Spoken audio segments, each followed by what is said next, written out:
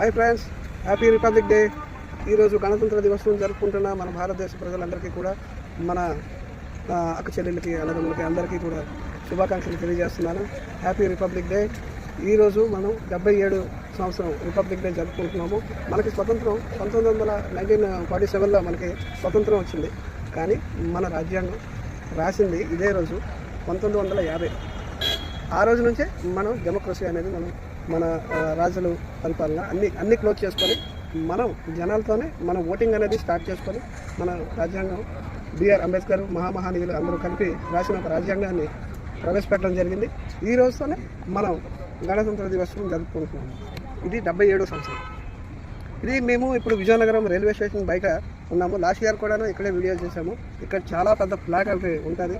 Railway వాళ్ళు కూడాను ఇక్కడ లైటింగ్ ఏర్పాటు బాగా చేస్తారు. అది కూడా చూపిద్దాని ఉద్దేశంతోనే మీకు ఈ టైంలోని వీడియో అనేది మీకు తీయడం జరుగుతుంది, మీకు చూపించడం జరుగుతుంది.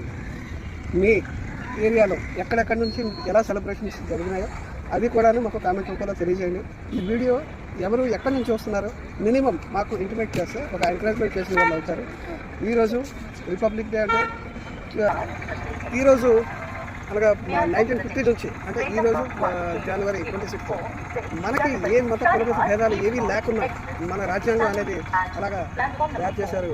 అతను అందరూ కూడా నాయకులు, మేధావులు, మన బిఆర్ అంబేద్కర్ అందరూ కూడా బాగా రాజ్యాంగాన్ని రాయడం జరిగింది.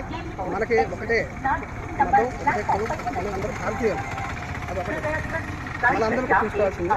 అందరూ మేరా భారత్ మహాన్. ఈ వీడియో మీకు ఖచ్చితంగా లైక్ అయ్యి ఉండదు అనుకుంటున్నాను. మన లాంగ్ వీడియోస్ కూడా కొంతమంది చూడడం లేదని నేను అనుకుంటున్నాను.